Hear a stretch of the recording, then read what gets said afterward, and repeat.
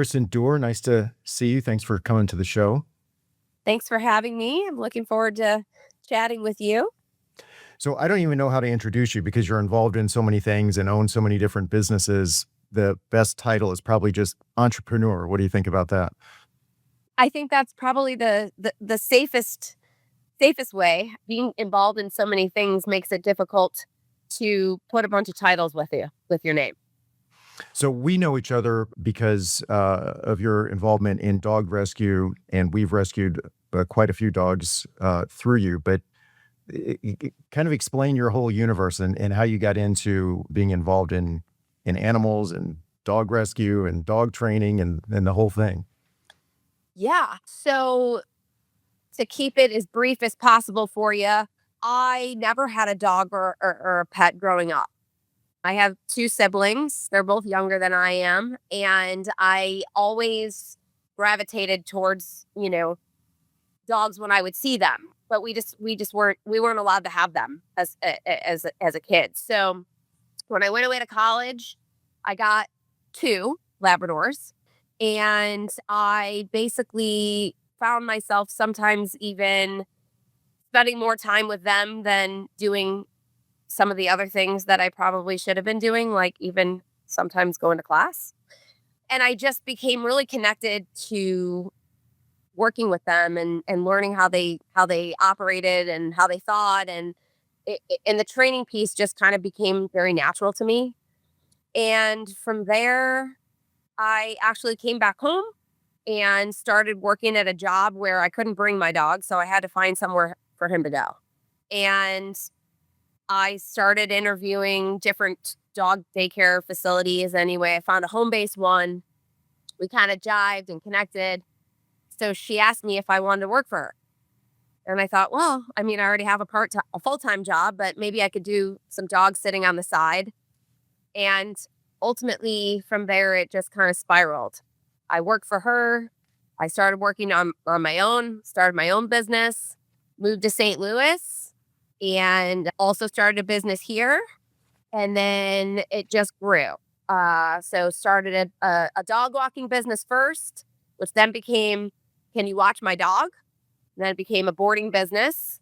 Then from there, it grew to the point where I was able to get my own space. And so I've operated a boarding, daycare, and grooming business for the last 15 years. And then, along the way, obviously, people would start saying things like, can you help me rehome my dog? And I started realizing that, yeah, not only could I do that, but also there were so many other dogs in need. So I started visiting the shelter at the Granite City APA. And I would take two or three or four dogs at a time out of there and basically learn their personalities and then go find them homes. And I did that for, I don't know, to the point where whenever I would show up, all the dogs would start barking because they knew I was going to be taking a few of them out of there. So I did it a lot and then started my own rescue. And, we're moving roughly 12 to 1400 dogs a year that we find homes for. This last year we had, I think it was 1140 that we found homes for. Year before that was a little more. Year before that was a little more. But it's a constant need. And so I just started all these businesses basically that were all dog related. So at this point, I'm the director of Home Canine Orphanage. I got the boarding, daycare, and grooming facility. I also have a dog walking business. And then we've got Cheap Pricks, which is my prevention, lower cost preventative care vet facility in Valley Park. And my training facility, which is Cheap Tricks Training. Just the idea behind that was simply if people can't afford, vet care, let's open up a vet place where they can get lower cost vet care. That's just as amazing. And then, if they can't afford training, then we got to find them an option where they can learn the basics and do all the things at a rate that's affordable for the average person. And my newest venture, which I hope to be open in April 2026, is a surgical facility where we're doing spays, neuters, heartworm treatments, and dentals on dogs and cats. My goodness, Kristen, that's quite a bit. So I want to ask a lot of questions, but the one that struck me, rehoming 12, 1,300, 1,500 dogs a year, trying to do the math in my head, that's anywhere from like 3 to 5 dogs a day. Yeah, 100%. How in the world do you do that? I mean, I don't even understand the logistics. How are you rehoming, 5 dogs a day? So our dogs come in from whatever the scenarios are. The top scenarios are going to be owners who surrender, dogs who are in kill shelters that would be otherwise euthanized, and breeders who have an overstock. Normally they sell to pet stores. Pet stores don't want all the dogs from their litter that they've created. And so what are they going to do with the rest of them? Okay. So and they're retired dogs that they don't want anymore. Okay. So that's going to be the bulk, and strays, right? So after they've been on a stray hold. So we get contacted every single day, multiple times a day, 200, 300 dogs that need help. Okay. And you basically you pick a day that these dogs are going to arrive. Sometimes the transport's already figured out for you because there's so many diehard dog lovers, right? They're like, I want to save this dog and I'll figure out a way to get it to you. Sometimes I have to be involved in helping to coordinate the transport. Dog arrives, or however many dogs arrive. The other day we had almost 45 or 46 in one day. One day. And we vet them. We can't spay and neuter them that same day. We don't do that because they could be harboring things. We want to make sure they're healthy before we put them under anesthesia. We put every dog at a foster home. That means the organization is well known enough that if I bring in 50 dogs in a day, I will get 50 fosters. And those fosters, every single one of them is pre-screened. That means we've seen their home. We've made sure if they have pets, they take care of them. And they have completed our requirements to be able to house one of our dogs. They also have to live within an hour of St. Louis. Then we start evaluating their personality. The foster has got the dog in their home. They give us a bio. We give them basically an example bio.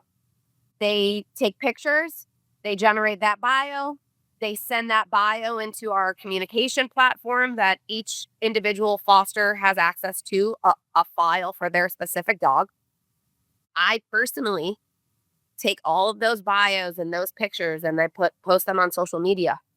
I personally see every single one of these people's homes because they send me a video. So generally, like every hour and a half to 2 hours every day, I pick up that work phone and I look to see all the people who sent in their home videos and their vet records.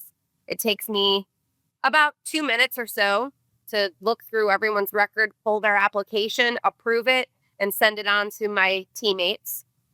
And then I take whatever dog that they express interest in because I communicate with them saying, hey, you're approved. Thanks for sending your video. What dogs do you want to meet if that's not clear in the application? I go into the individual group chat for that specific dog and I put their first name and phone number and I give that to the foster and then they go and they call the person or set up a meeting or answer questions, etc. And then the rest is history. They either adopt the dog, and if they do, they say, hey, we want to adopt this dog. We send them a texted link. They have to show up with a engraved name tag and a leash, and the dog's adopted and on its merry way. And so we can do that 5, 10. I mean, we've had days where we've adopted 20 dogs in a day. Well, it's amazing you have such a huge network of potential foster situations, but also, as you described this also does not sound cheap. So I imagine there's significant cost involved in trying to do this. Yes. I mean, the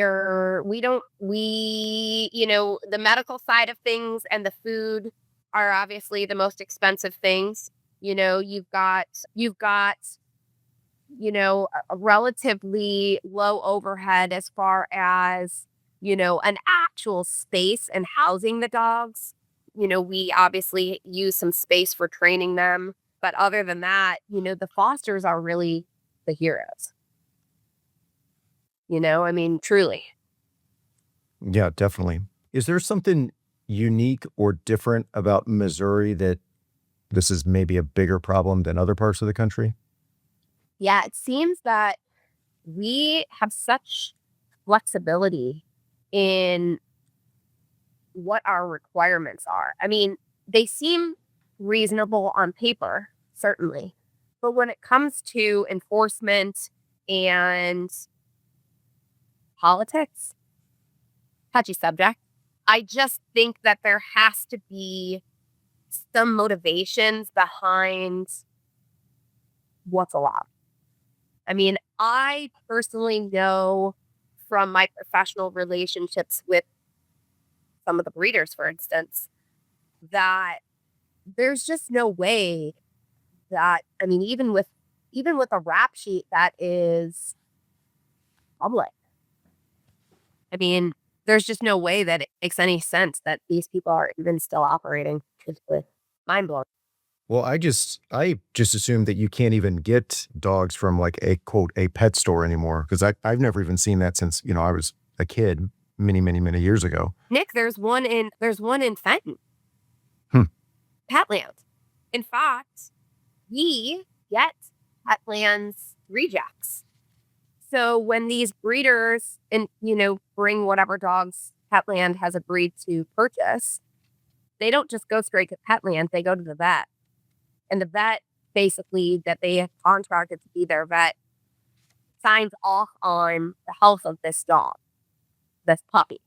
And then it gets sent over to Petland. Well, the vet finds things naturally that would be oftentimes fixable, right? I mean, the dog has kennel cough. If they know it has kennel cough, it can't go to Petland, right? Or it has a underbite or a hernia or even, only one testicle that's dropped. Like all of these things, a crooked tail, they won't take the dog. And so we get a lot of we also get, more bizarre medical situations and medical stories like, we not too long ago here, we had one that had like an issue with her genitals, like it required, six or $7,000 worth of surgery. One that only had one kidney. I mean, all kinds of crazy, weird things that. So my point is that they do exist and people are still buying from them despite knowing, all these things. But at the end of the day, people just want a cute dog. That's really what it comes down to. I mean, I see it even obviously in my organization, because let's just say I have 10 foo-foos coming tomorrow from a breeder and I need fosters for all of them, but I don't have a single foster yet. But then I also have 10-pound dogs that are, maybe some lab mixes, maybe like a pit mix, maybe like, a Chihuahua, a Shepherd mix. For me to find fosters for the 10 foo-foo dogs, I could do that in, I'm not joking you, 4 minutes. But for me to find fosters for the 10 dogs that honestly also need the help equally as much and arguably more is hard. Yeah, the so take me back to you described all these different businesses and activities, and I also know how busy your personal life is. How in the world do you manage all of this? I don't know. You just do it, just completely full of energy? Every person that I ever like, I never hardly have time to do anything really with anyone except like maybe get, some Mexican dinner or something sometimes. But like anyone who actually like really knows me always is baffled. Like I can't sit. Like even to just do this with you was like, holy cow, I gotta like carve that time. And it's a juggling act. It really is. You have to say, this is how much time I can give this now.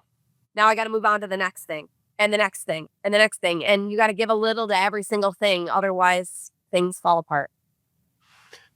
Tell me about the training side of your business because that's another area where you've helped us train quite a few of our dogs, and we've been in other training classes, if you want to call it that way, and you have a very different approach, like that works. And all the other training things that we've been to, like I didn't like them at all, and it just seems I don't know. How do you describe your approach in training compared to what else is out there?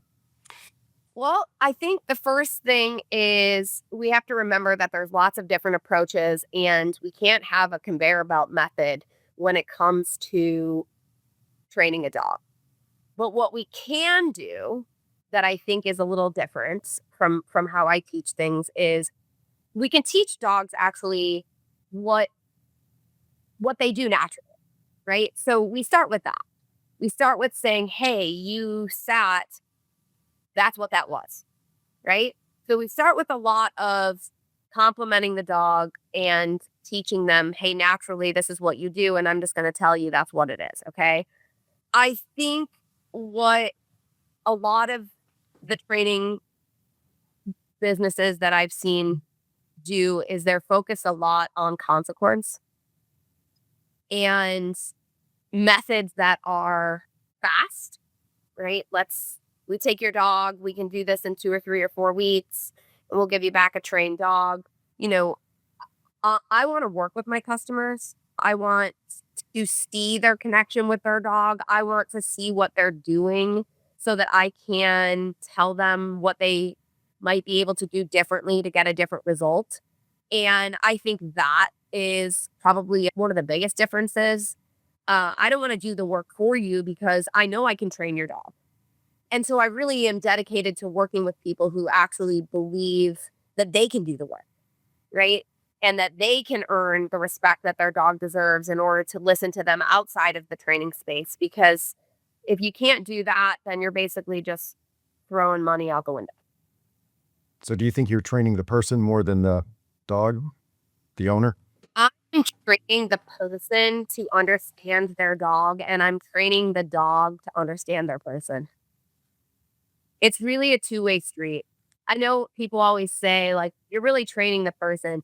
Yes, I am, but also the dog needs to learn how their person operates, right? And the person needs to learn how the dog operates, and most dogs operate pretty similarly. Certainly, they have different motivations, right? But most dogs operate pretty similarly, and I think we as humans tend to love a lot. And, we get dogs because we want we want to love them. And I think the hard part between training people and training their dogs is that we have to equal the love and the structure more. And that's, I think, the biggest struggle. You mentioned some of the other trainings kind of focusing on more negative approaches. One specific example that we've talked about is using prong collars for like big, powerful dogs, right? And you see there's endless training videos out there and they just say, hey, use the prong collar, like no big deal. But you very much don't suggest that. Can you tell me more as to why? Yeah. So prong collars obviously are designed to control dogs by creating a pain response. And the things that dogs pull themselves towards oftentimes need to have a positive association with.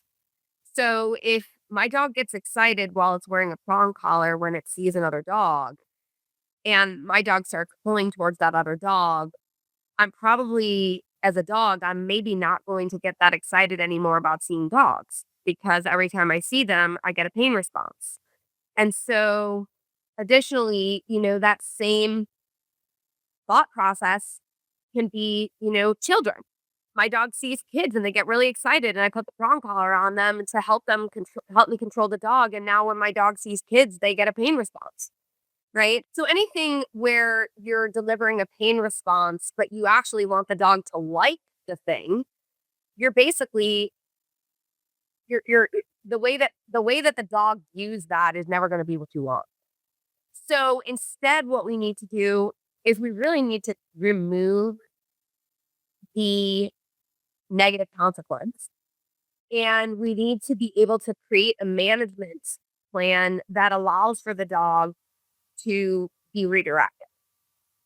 And without doing that, you are doing a disservice to your training, your long-term training plan. It's going to end up backfiring, and we see it on a regular basis. Yeah, it's really hard. I mean, it takes a lot of commitment from the owners to put in the work, right? Yes. It's not just one class and you're done. Yeah, training is honestly forever. I mean, this is the same thing as, for some reason, there's this very different understanding between having a child and having a dog, right? Like, people will say, my dog is my child. And I'm like, okay, but you tell your child when they need to come home from their friend's house. And you also tell them when they can't have candy. And you also tell them when they've been on the computer or their iPad for, too long today. But you don't agree to ever use a kennel, which allows your dog to have full freedom of your home. You let your dog go to the bathroom everywhere and then complain about it. You allow for your dog to destroy your things and then you threaten to rehome it. And you also get angry at your dog when your dog did absolutely nothing wrong. So it's like, I don't get that. So, Kristen, I was asking about your comment, training is a lifetime ordeal. I'm curious your thoughts.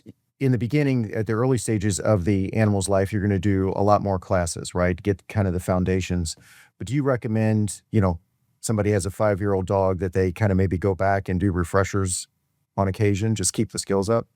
Yeah. And it's, in addition to the skills, it's practicing the skills in the presence of the new distractions, right? In the presence of different dogs, in the presence of different people, like just coming to a class where your dog has an expectation to sit when a perfect stranger is going to pet them. Like, how do you expect your dog to do that if your dog doesn't practice, right? We basically put them on the stage and then we say, "Oh my gosh, they did so bad." And it's like, "Okay, well, did you practice? Did you ever give the dog an opportunity to do that before you said, 'Hey, perform?'" And most people say no. Their practice is the actual performance. And that doesn't work. A dog needs to do these types of things over and over and over. And without doing that, you're basically sick.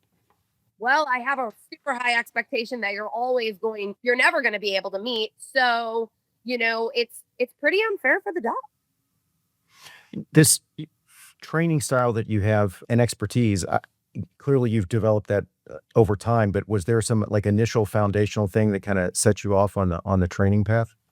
Yeah, getting my own dog. I would see people work with their dogs, just like watch them engage with their dog. And I'd literally look at them and I would just be thinking in my head, wow, you're never going to get what you want. This dog does not understand what you're saying. You're having a conversation with it like it's a human. And I personally, as a human, while I can't believe I'm publicly admitting this, I found the way that they were engaging with their dog to be actually like frustrating because it was basically setting people set an expectation for a dog that they can never meet. And it's not the dog's fault. It's yours. It's theirs. And for that, I started to actually feel bad for dogs. Like, wow, like you're holed up in this house all day. Your owner really doesn't make the time for you to take you on a walk. They just give you this yard and it's fenced, and that should be enough. And then they bring over their friend and you jump all over them and they talk about how you're so terrible. And it's like, well, they didn't practice. They didn't take the dog anywhere to meet anyone or see any people. And then the person came over and was so exuberant to greet them also. So they invited it. And then the dog had a terrible performance. And I realized like that happens constantly. with dogs in all kinds of situations. And it really just made me feel like I needed to dedicate my life to doing things that could make their life better. And by offering different things for the human services, different things like, the training and helping to pair dogs appropriately with humans. Like in my organization, you're not going to adopt a dog if you're not going to adopt a dog that needs a bunch of exercise if you're not able to give them that exercise because it's going to be an epic fail. And I'm not going to adopt a dog because you want that dog when I can tell from your application and your home video that that dog probably is not going to be a fit for you. So like I can separate the emotional side of things and make decisions for the dog. And I do that in every aspect of in every career path, in every business that I've chosen. That's the mindset that I have. Well, what does the future look like for all these things that you're involved in? How do you see this evolving over the next few years? Well, I have 3 young boys under the age of 10, so if they allow for me to keep thriving, I'm excited to get my surgery center open. Obviously, running a rescue organization, I see a great need for getting a handle on the number of unwanted dogs that exist. So I'm excited about that venture, to be able to participate in an actual solution. I'm also excited about being able to offer something to the community from, the dental perspective and, more affordable heartworm treatment. Obviously there's not much that can be done for cats if they get heartworms, but, for dogs, it's a pretty miserable life if they get heartworm treatment, but excuse me, if they get heartworm, but the treatment itself is extremely expensive. And so, being able to offer that as a solution, I'm just excited to get that next business off the ground. Beyond that, I have some really, awesome ideas I'd like to do with my rescue organization, but one thing at a time or 10. Well, I had no idea how many dogs you were rescuing. I forget exactly 4 or 5 that we've helped you with, and those were amazing experiences. But I had no idea the scale. It's pretty shocking, and it's pretty impressive and humbling work that you're doing for all those animals out there. Pretty awesome. It's also the people, right? So I always say, it's not just the dog's life that we are saving. It's whoever it is that owns that dog too. And the work, it's not really work. While, some people would call it that, it's humbling to be a part of it, really, for people to send you, messages and updates and tell me that this dog saved their life. So if folks want to get involved in any way, shape, or form, helping to foster or whatever, how can folks find you? Yeah. So we've got a pretty good website that outlines step by step what they need to do if they're interested in fostering or adopting. That website's home-to-home-canineorphanage.org.